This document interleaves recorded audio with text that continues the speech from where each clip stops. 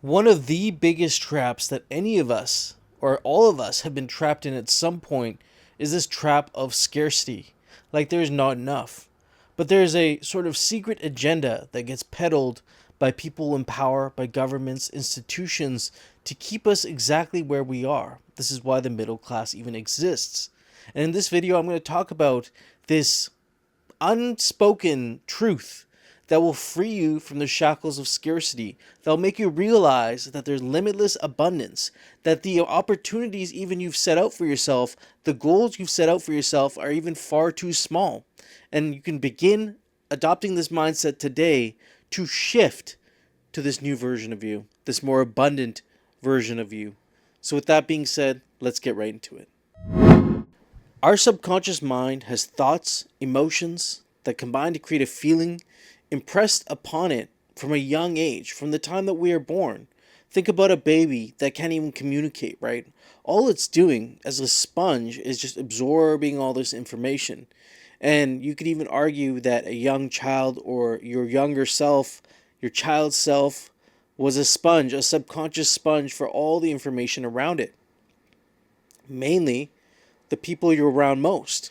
And, in our day and age, that would be institutions, teachers in schools, but also our parents, who unconsciously pass down their beliefs about money, this currency of energy in our reality. Many of us get programmed with this poverty code, thinking that there is a limited amount of opportunities on this earth, that there's a limited amount of money that you can achieve, that your goals must be tuned down to being more realistic. I remember when I was young going through school, there was an emphasis on setting goals, but setting reachable goals for who you were at that point, right? Not who you wanted to be, not who you desired to be, but who you thought you were in that moment. And that was a box, that was a trap in of itself to make you think that you're not capable of anything more than you actually were at that moment in time. The law of supply is something Florence Scovel Shinn talks about in her book, the Game of Life and How to Play It.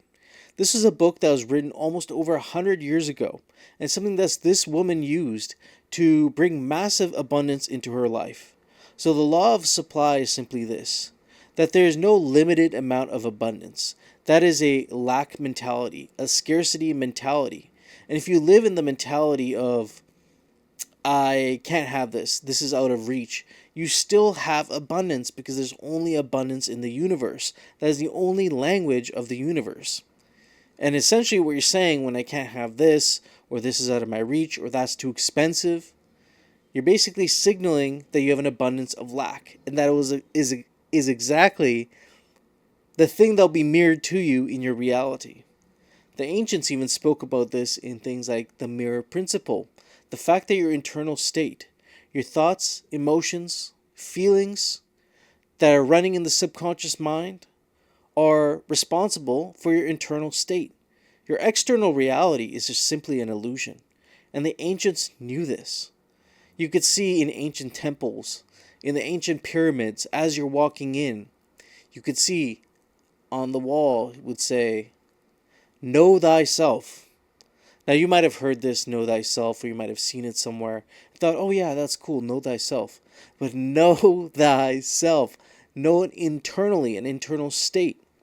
Think about that voice in your head. When you say something like, whatever, say any phrase, hip hop.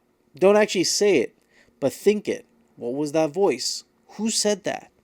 That is your soul, your imagination, otherwise known as your imagination in the West. This is the essence of who you are. And when we don't live in alignment with who this person is, when we convince ourselves that we're capable of having less than what we're actually entitled to, that wealth is actually your birthright, that you came here on this planet and just for existing, you deserve all the riches. If you're not operating from that mentality and then taking action, then what will always be reflected to you is resistance from money coming to you. You see, another aspect of this is the fact that many people think growing up that wealth is a privilege. We see it in cartoons, right? The evil guy who has all the money, or the specific what do they call them? Like not hand me down childs. They call them like trust fund babies and things like that, right? There's this mindset of like certain people are entitled to wealth compared to others. This is a trap. Everybody's entitled to the same amount of wealth, to the same access of energy. But in creating this trap, we convince ourselves, or many people convince themselves, that wealth is an unequal opportunity. It's not something that everybody can have. So, how can we reprogram our subconscious mind to abolish this sense of scarcity, to abolish these limitations, and begin attracting the things that we actually deserve? Number one is release fears of scarcity and competition. How many times have you compared yourself to another person in your like business? Like, let's say you have a coaching business or YouTube business, or you let's say I don't know, maybe you have a bakery, right? You have a baking business, and you're comparing your business to all the other bakers around you, comparing who's doing better. Why did he get those sales? How old is he in comparison to his success? This is a scarcity mindset that even I have been guilty of in the past.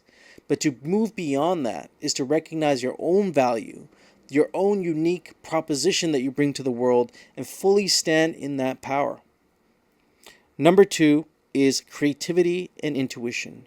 As you raise your awareness, as you adopt this mindset that poverty is an illusion, that wealth is not a privilege, it's a birthright, as you begin to realize these things, you'll raise your vibration, you'll raise your relationship, your frequency towards money. And in doing that, you will actually, your mind, there's a specific mechanism in your mind called a reticular activating system. And whatever you perceive on a subconscious level, whatever you believe on a subconscious level, it'll be able to seek out those opportunities for you consciously.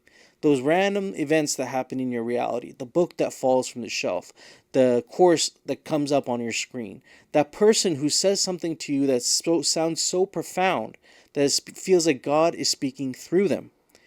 This is your creativity, and this is your creative, intuitive mind at work, the right hemisphere of the brain, that part of your brain that has access to infinite, expansive knowledge. And when you begin to see these opportunities and take action and follow these opportunities, you'll be led to the wealth that you deserve. Many people think of this backwards. Number three, providing value and service will create abundance. Many of us focus on the externalities of how we should provide value in exchange for money. People are thinking of money before exchanging their time and efforts for providing value. But in providing value, knowing that even if you can help one person, if you can provide your service to one person, focusing on the clientele you have today and providing maximum value to them, that is the sort of energy that will bring more people towards your business. And even outside of business, if you're at a place of work and you've been trying to get that promotion and things just aren't working out, focus on creating value. Act in that version of yourself that goes above and beyond for people and doesn't expect anything in return, but knows their worth, and things will follow. Knows their worth and knows that they're capable of earning more. Have that mindset that wealth is not a privilege, that poverty is actually an illusion, and carry that energy with you. And when I started doing this about 5-6 months ago, that's when my reality started to shift. And not that money magically started falling out of trees for me. It was the opportunities that came closer to me, the things, the steps that I had to take that were so damn obvious for me to take to begin shifting my reality. It's a conscious and unconscious process. Of course, those random things can still happen, and that's the beauty of this energy. So subscribe to the channel if you have not already for more insights. Until next time, peace.